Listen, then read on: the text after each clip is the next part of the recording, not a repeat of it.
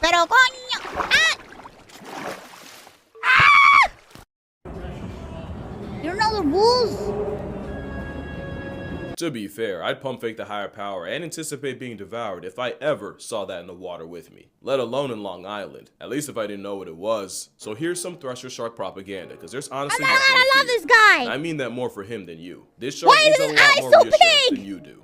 The Thresher Shark has been out here threshing for over 50 million years, and they spend all of it looking like they really need an adult. Search for social anxiety with gills, you will get a literal baby shark. They're physically designed to be passive. Thresher Sharks can't throw hands, because they don't have any. But if they did, they just twiddle their thumbs. Oh my god, he looks like he's having a hard time. They look like their entire existence is a jump scare. It's because the big eyes help with grocery shopping where the sun barely shines part-time. They have the same tapetum lucidum layer that cats have, which reflects light back into the retina and gives sharks night vision. Perfect for snatching prey out the dark like the Reaper. The Big Eye Thresher took that trait and pushed the slider all the way to the edge. Because yeah, there's actually 3 species of shark under the Thresher Shark umbrella. The common thresher, the pelagic thresher, and the Big Eye Look at him. He looks like he's having a hard time. The concept, with eyes rotated and angled toward the top of the head so the big eye can see directly above it. Those eyes are a cheat code when playing hide and seek with the things they eat. They're also the caricature of every bystander at Target watching someone's child throw a tantrum. Silent judgment, but crippling in action.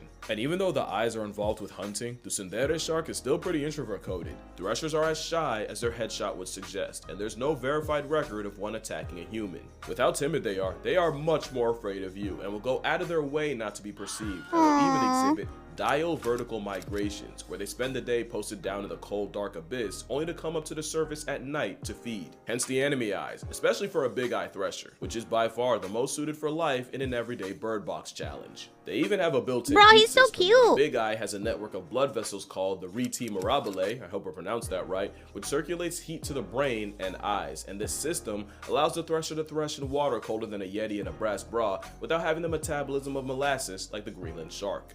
They wait 150 years to get laid. Nothing about them is fast. In fact, they might as well be the opposite. Where threshers have big eyes for sight, Greenland sharks get blinded by a parasite. And where Greenland sharks are often found where there's polar bears around, threshers can be found in waters worldwide, like under the Atlantic Beach Bridge. But most importantly, where Greenland stomachs have been found with seals, polar bears, and allegedly a human leg, a thresher shark is almost physically incapable of biting you. Their eyes are so big it somehow distracts you from the fact that they have a tiny mouth and some baby-ass teeth too. It's like they were built to be non-confrontational, with teeth that can only really grief small fish and squid. A mini mouth to go with social anxiety, with a mama I true up face. Now a shark is a shark, and nature didn't cook for longer than Saturn's had rings just to make a shark that couldn't defend itself. But it isn't the teeth. It's the 50 Shades of Grey cosplay a normal person would call a tail. That tail is a lot longer than you think. His tail is for so slapping long. the absolute daylights out of prey with a nearly 10-foot whip.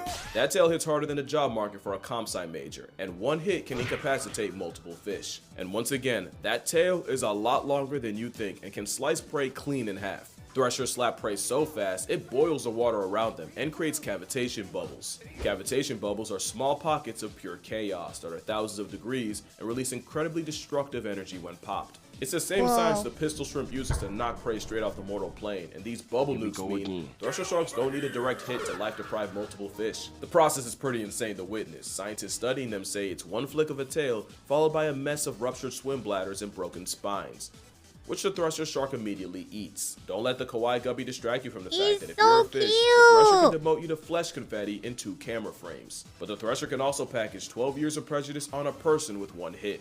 There are legends of fishermen messing with a thresher until it swung its tail into one of their heads. It has to be my favorite shark now. Man genuinely got his smacked. You know me, I love fucked up looking shit. Pokemon that's eternal night-quilled fish and even some birds. Like yeah, they will bird strike Tweety right out the air. It's my favorite shark. Could easily knock your teeth out and probably break your neck. I but declare again, that shark really my favorite shark. Shark attacking a person, and if there is, you definitely did something. If you make a shark that looks like a kid caught with a DS under the pillow at 2 AM choose violence, you ask for it in everything but writing. He's just a shy shark. But he's not the shy that's a shy shark.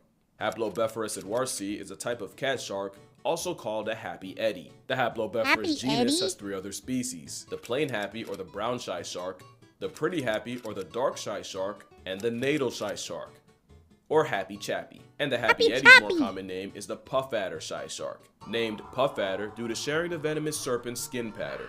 But it's also been called the donut because their personality is the polar opposite. When the puff adder shy shark gets scared, it'll curl itself into a ring and cover its eyes with its tail. That way it protects its vital organs and makes the shark harder to swallow. It also makes them virtually invisible off the fact that if they can't see you, surely you can't see them.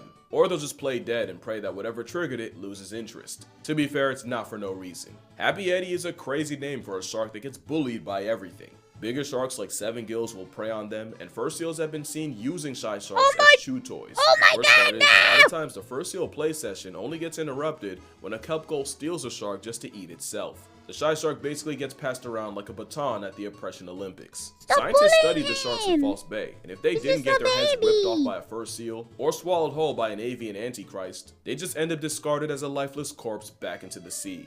They also get murked by fishers, who tend to see them as a pest. Which is why the puff adder shy shark isn't just shy, it's endangered and only found in waters off South Africa. And to be honest, he should be shy and scared, but not nervous, because we already have one of those. I feel bad for the nervous shark. Even its Latin name couldn't resist throwing astray, which means the shark essentially gets called a punk in multiple languages. There's nearly 200 species of shark that can be found in Australia, and the nervous shark seems to be the only one who knows it, as they're incredibly shy and timid.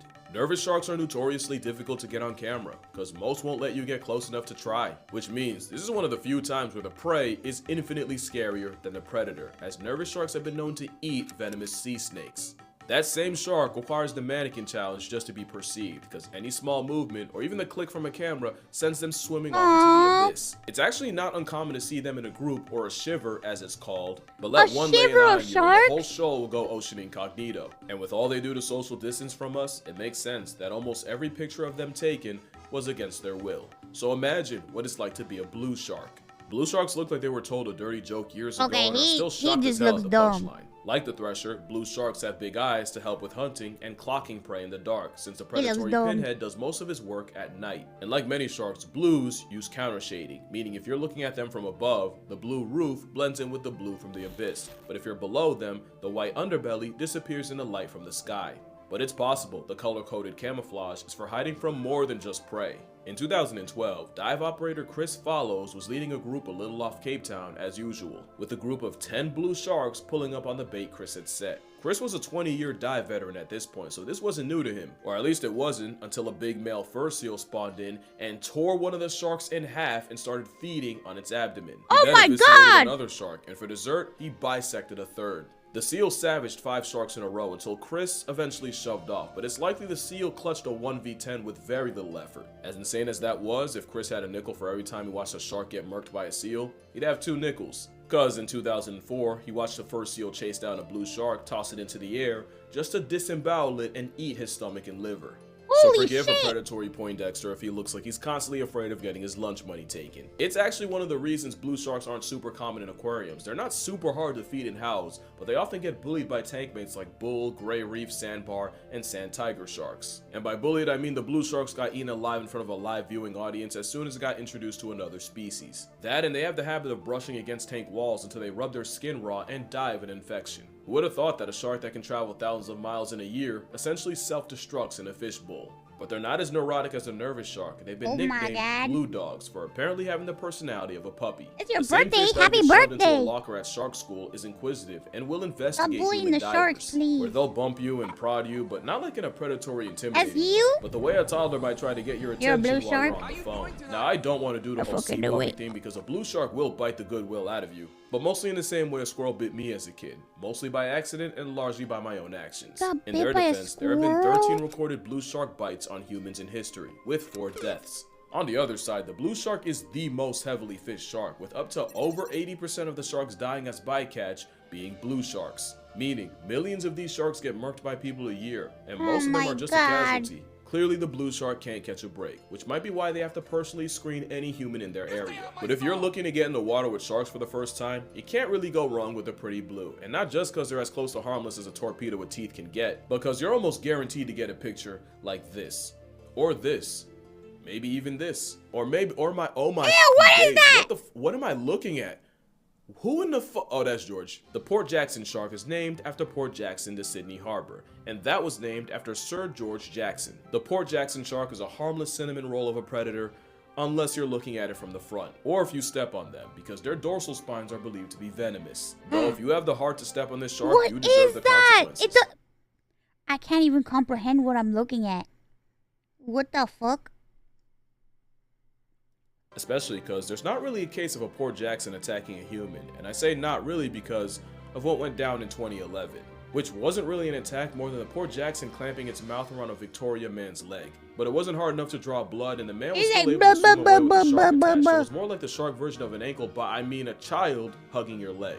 That is the closest a literal cuttlefish gets to violence. They don't even bite in the traditional sense. PJ sharks have smaller, pointed teeth in the front for things like small fish, and flatter teeth in the back to crush mollusks. And you can actually tell the age of a shark based on the type of teeth you find more of in their mouth. They also have some of the weirdest eggs I've ever seen. I know that kind of came out of nowhere, but I didn't know how to transition to the topic, and I could not let this slide. It looks like a screw, because that's exactly what mothers do. They'll screw the egg into rocks, coral, or any crevice so it doesn't get dislodged later. Unfortunately, that doesn't stop other fish or even other Port Jacksons from uncovering the eggs and slurping the egg yolk out like an amniotic gogurt. But the main reason I'm bringing George up is because they're so cute it actually makes me angry. I guess that's just cuteness aggression. I aggressively want to protect this shark at all costs. It just looks like a shark that had a lot of lip filler, you know? I don't want to push the sea puppy thing because I believe that could be just as bad for sharks as demonizing them.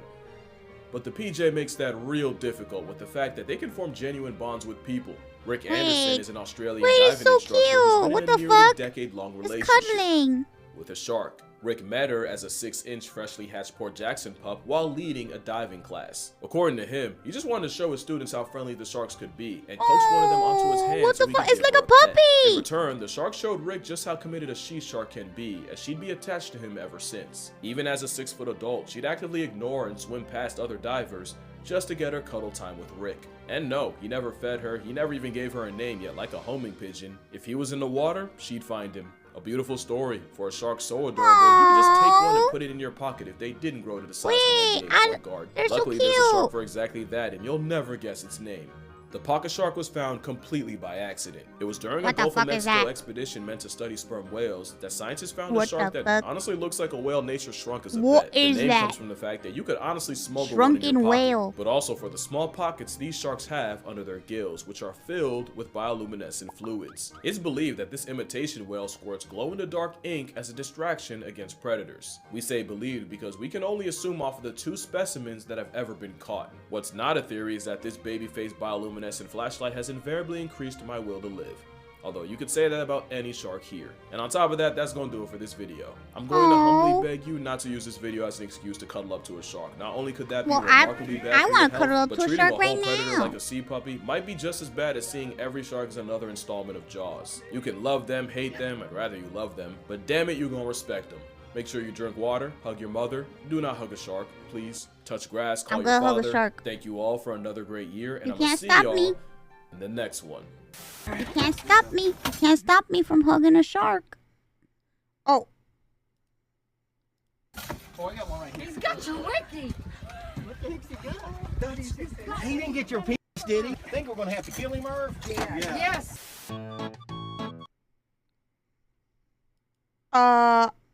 Did he bite his penis? What? You think we're gonna have to get him, Herb? He did bite your penis. Dun dun dun dun dun dun dun dun dun dun dun dun dun dun dun dun dun dun dun dun.